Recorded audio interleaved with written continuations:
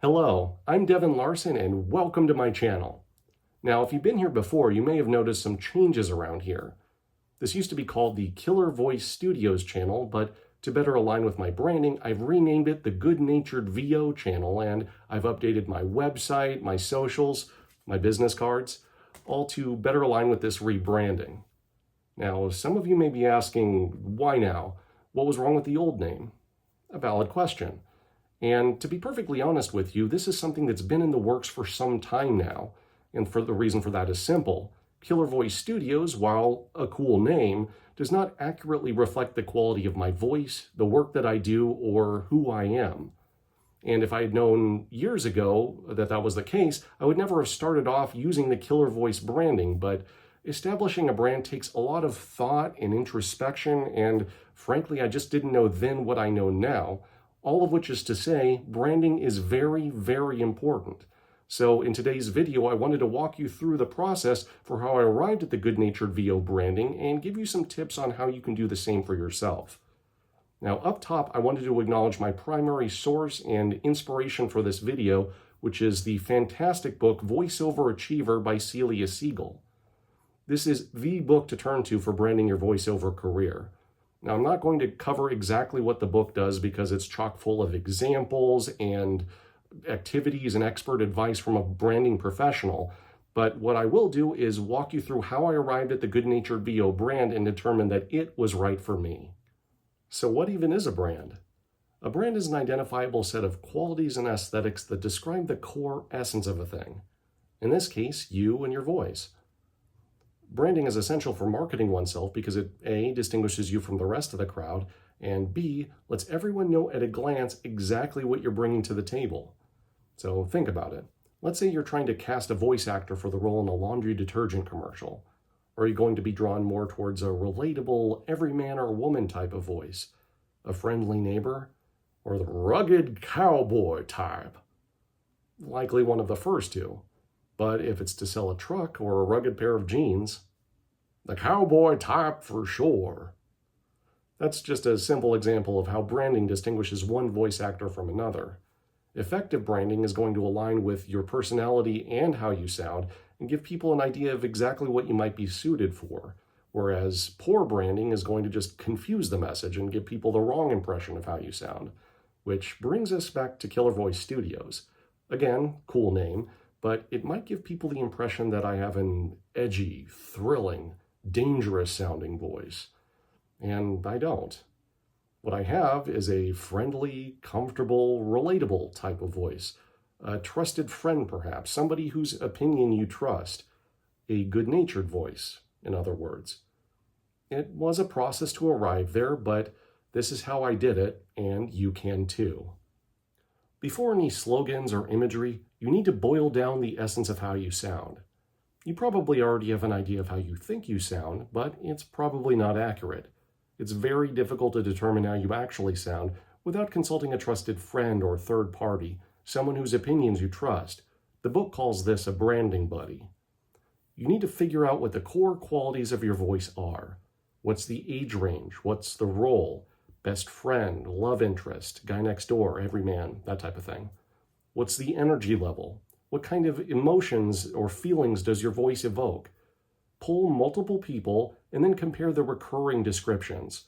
Then you're going to brainstorm all the different terms that come to mind related to that list of qualities.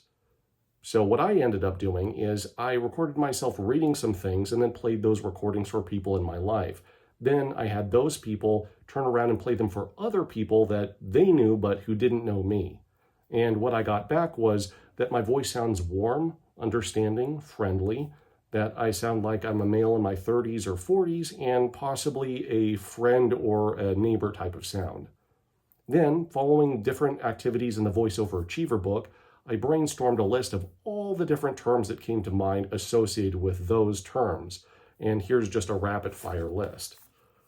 Earnest, hopeful, sincere, upbeat, helpful, friendly, knowledgeable, kind, respectful, skillful, thoughtful, funny, witty, excellent timing, relatable, everyman, touching, soulful, tactical, determined, good, listener, adaptive, creative, empathetic, clever, rational, charismatic, real, mannered, patient, insightful, Focused, smooth, laid back, calm, considerate, dramatic, understated, and sarcastic. Then once you've done that, you're going to want to boil that list down further to just the 3 or 4 key qualities that describe your vocal sound. So that list eventually reduced to become friendly, warm, relatable, comfortable, casual, calm, and then from that further down to friendly/warm, relatable, calm. Which brings us to step 2, the slogan or tagline. You're going to now take your list and reduce it further down to 1 or 2 main concepts. There are lots of different ways that you can approach the phrasing for this. The book is full of examples. One popular technique is to play at contrasts. You're this, but you're also this. This allows you to drill down to your core brand while also allowing for some depth. You also want to take some time to consider what types of voiceover work you want to pursue, or that you're suited for at this time. Don't make the mistake of marketing yourself as good at everything. Pick no more than 3 or 4 types of voiceover work that you're ready for at this moment in time and stick to those. The reason is most people make the mistake, and I did this at one point as well, of marketing themselves as good at animation, video games, commercials, audiobooks, narration, corporate, interactive, e-learning, etc., etc. All the things, which means that you really specialize in none of them. I do have plans to pursue other types of voiceover work in the future, but I felt that at this moment in time, my skill set and energy were best suited for 3 categories: audiobooks, narration, and commercials. My slogan for Good-Natured VO is reliably warm, remarkably chill. I wanted to present 2 main concepts: friendliness, warmth, and comfortable calmness. I found that contrasting worked best for this, and that my short list of qualities allowed for some double meanings. Warm versus chill, opposites. Reliability versus surprise, also opposites. Yet consistent warmth, friendliness, and surprising relaxed comfort are what you get when you hear my voice. And bonus, it also describes my general attitude and nature as well. Reliably warm, remarkably chill is both how I sound and what it's like to work with me. It's me, which is the essence of good branding. Next, it's time to brainstorm some imagery. It's more brainstorming, but with pictures. You're going to need a visual element to go with your website, your socials, etc., and it needs to match how you sound, so lean into the synesthesia. What kind of colors come to mind when you hear the sound of your voice? What type of textures? What kind of images? When I was brainstorming colors for my brand, I was drawn more towards warm ones like brown, orange, golds, stuff that matched my vibe. I ended up using some contrasting colors as well for my website, but that's more of a color theory type of thing. I came up with a list of textures like leather, herringbone, twill, tweed, and some general images like the sky through trees and nature, dogs, books in a study, sunsets, fireplaces, stuff that's comforting and warm. I didn't end up using any of these images directly, but they informed the decisions that went behind the images that I did choose. And here's a pro tip: use Pinterest. Start a board and start collecting images that go along with the core concepts that you've been listing up until now. Which brings us to step 4, and this one's optional: choose a DBA. You should have a really solid grasp of what your core qualities are now using your slogan as a guide. And the ultimate step in nailing down your brand concept is to pick a name that ties it all together. Now, plenty of people choose not to go this way. Lots of people market themselves as just their name plus their slogan. I put a lot of thought into it and decided that I needed a DBA because I wanted to reduce the couple of qualities from my slogan into one singular, unifying, descriptive concept. So I came up with a list. Easygoing VO, comfort zone VO, relaxed fit VO, good vibes VO, and then finally, good-natured VO.